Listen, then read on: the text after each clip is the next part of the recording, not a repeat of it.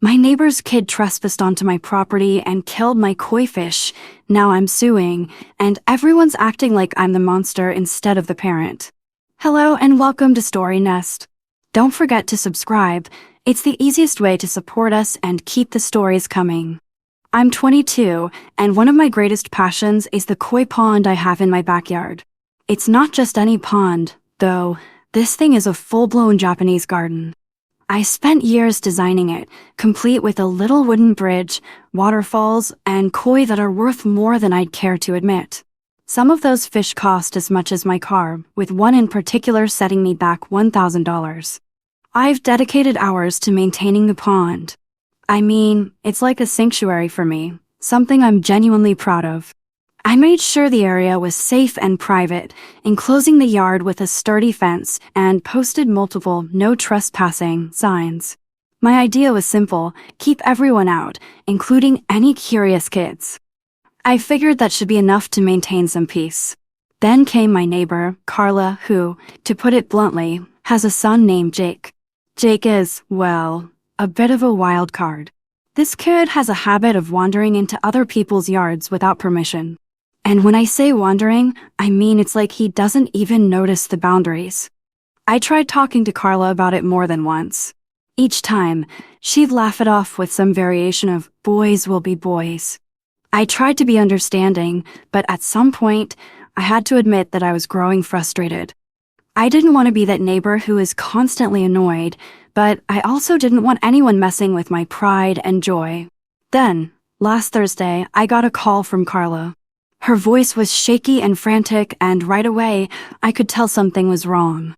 "Hey, you need to come home. It's Jake," she started, barely getting the words out. "He climbed over your fence again. He wanted to look at the fish and, well, he fell." My stomach dropped. I had no idea what she meant by fell, but I knew immediately that it couldn't be good. I quickly hung up, hopped in my car, and raced home. When I got there, the first thing I noticed was the damage. My koi pond was a mess. The water was murky with debris floating everywhere. I could tell right away that part of the ecosystem was ruined. The filtration system had collapsed, and several of the koi were floating lifelessly, their once vibrant colors now faded. Jake, thankfully, was sitting on the ground by the pond, a few scratches on his arms and knees, but nothing serious. His face was streaked with tears as Carla stood next to him, looking harried and trying to apologize in a way that made me want to scream. "Timmy's fine," she said, rushing over to me. But the pond, he didn't mean for any of this to happen. He just wanted to feed the fish. I felt my blood boil. He didn't mean for any of this to happen? She honestly thought that made it better? I had told him repeatedly that the pond was off limits. Why didn't you keep an eye on him? I shot back, trying to stay calm. "I have a fence, a gate, signs." I made it clear he wasn't supposed to be here. She looked at me, a mix of frustration and guilt in her eyes, but there was something else, something that made me uneasy. "You need to fix this," she said, crossing her arms. "You have a responsibility to make sure things like this don't happen. That pond is dangerous. Timmy could have drowned. I think you should cover his medical bills." "Wait, what?" I stared at her, completely taken aback. "Are you seriously asking me to pay for your son's medical bills?" I said, almost in disbelief. She nodded, her expression hardening. "Your pond is an attractive nuisance. You should have put a cover on it or something to prevent him from falling in." At this point, I could feel my patience snapping. "You're kidding, right? This is my private property. Your son had no business being here. He trespassed. This is not my fault." Carla didn't back down. "It's not just the pond," she said, her voice rising. "You're responsible for making sure something like this doesn't happen, and you failed. So yes, I want you to pay for the medical bills." I couldn't believe what I was hearing. I took a deep breath to try to compose myself. "I'm not paying a cent for that," I said firmly, my tone unyielding. "You need to keep your son under control, Carla. And you need to pay for the repairs to my pond." With that, I turned around and walked back into my house, leaving Carla and Jake behind. In the days that followed, Carla's attitude didn't improve. I assumed things would calm down after a little while, but that was far from the case. Instead, she took her frustration to the entire neighborhood, and soon, everyone was talking. It started with her telling anyone who would listen that I was a heartless and selfish person for not helping her son. The next time I bumped into one of our mutual neighbors, a woman named Linda, I could immediately tell something was off. She looked at me with a mix of pity and judgment. "Hey, I heard about what happened," Linda said, her voice quiet but sharp. "That's a shame. I don't know. I just think you should have been more understanding. I mean, it's a kid, you know." I felt my blood pressure rise. Of course, people were going to side with the mom and her kid. I could already see how this was going to unfold. I understand that accidents happen, but Carla is the one who didn't respect my boundaries, I said, trying to keep my tone level. My pond is not a playground. She should have kept Jake under control. He knows better than to just wander into other people's property. Linda paused, looking at me like I was the one in the wrong. Maybe so, but he's just a little kid. He didn't mean any harm. This was a conversation I was getting tired of having. I forced myself to breathe deeply and nodded. Well, I don't see how any of this is my responsibility. It didn't stop there. Carla's complaints grew louder, and I soon found out that she'd been spreading rumors about me to everyone who would listen. My neighbors started avoiding me, and I felt the weight of their judgment every time I left my house. It was like I was the bad guy for wanting to protect something that I worked so hard for. I spent the next few days getting estimates for repairs. It was bad. The koi were not just pets to me, they were an investment.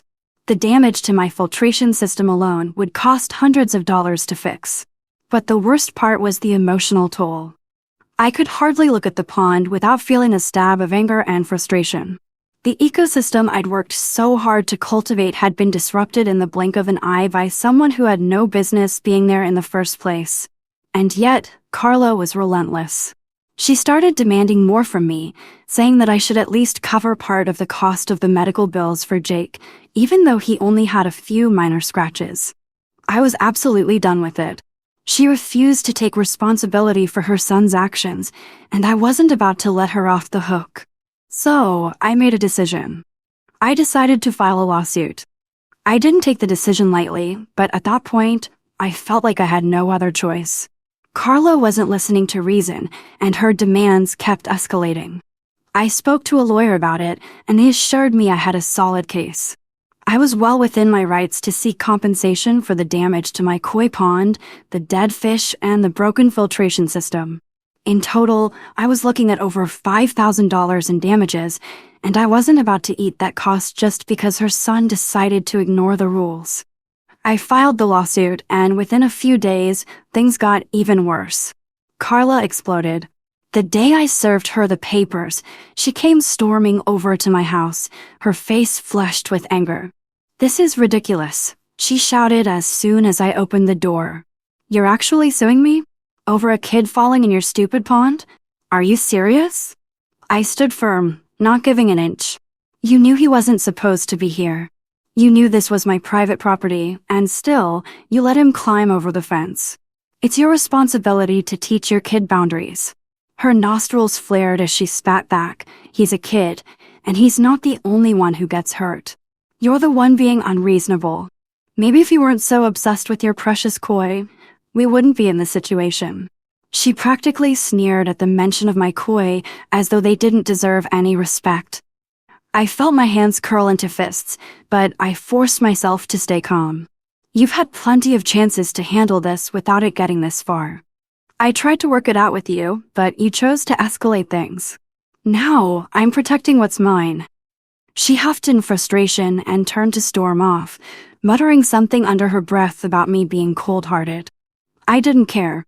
The damage was done, and now I was going to make sure she paid for it. I'll be honest, at this point, it wasn't just about the money. It was about principle. I'd tried to be understanding. I'd tried to keep the peace. But Carla had pushed me too far, and now I was standing my ground. And of course, the neighborhood talk didn't stop there. The gossip spread like wildfire, and soon, more people started reaching out to me with their opinions. Some of my friends were firmly on my side. They understood that I'd been left with no choice but to take legal action. They knew how much work I'd put into that pond and how frustrating it was to watch someone's carelessness ruin it. But then, there were others who thought I was taking it too far. "He's just a kid," some said. "You should have just forgiven him. What happened to kindness?" The more I heard these comments, the more I realized that I couldn't let them sway me. Carla was an adult who failed to set boundaries for her child, and I had a right to protect my property. If that made me the villain in the neighborhood's eyes, then so be it. As the weeks passed, the tension in the neighborhood grew. Every time I left my house, it felt like people were watching me, whispering behind their curtains. Carla was relentless, too. She kept calling me heartless and complaining about how I was ruining her family's reputation. I even caught wind of a few passive-aggressive comments from her in the grocery store. Things like, "I guess not everyone has the same sense of empathy," or, "It's really sad when some people put their things over the well-being of others." But I was done listening. Carla wasn't the victim here. She was the one who ignored my boundaries, the one who allowed her son to trespass and ruin something I worked hard to build. I wasn't about to back down just because she was playing the poor single mom card. The lawsuit moved forward, and eventually, Carla realized she didn't have much of a case. I had clear evidence that I'd made multiple attempts to keep Jake away from my property and that my pond was properly fenced off. My lawyer argued that Carla should have been more responsible in monitoring her son, especially after all the warnings I had given. Carla tried to settle outside of court, but by then, I wasn't interested in negotiating. I was firm. She had to pay for the damages to my pond, and I wasn't going to let her off easy just because she was upset. It wasn't about being cruel. It was about protecting my property and holding her accountable for her actions. When the settlement was finalized, she begrudgingly agreed to pay a portion of the damages. She wasn't happy about it, but it was done. I used the money to repair the pond and replace the koi, though honestly, it would take a long time to restore everything to what it was. But I felt a strange sense of relief after the case was closed. The burden of carrying this unresolved issue had been lifted. I could focus again on my pond, my koi, and my peace of mind. It was still painful, seeing my once perfect garden slightly off-kilter, but I knew I had done the right thing by standing up for myself. As for Carla, I've hardly spoken to her since. There's still tension between us, but at least I've learned to set clear boundaries. I realize that sometimes you have to protect the things that matter to you, even if it means standing up to people who try to take advantage of your kindness. So, Reddit, here's where I'm at now. I'm proud of my pond, and I'll continue to take care of it like it deserves. I've had my share of doubts about whether I overreacted, but I stand by my decision. Sometimes, doing the right thing means making tough choices, even when it costs you friends, neighbors, and a little bit of your peace of mind. That's it for this one. Hit subscribe and leave a like if you want more. Your support really goes a long way.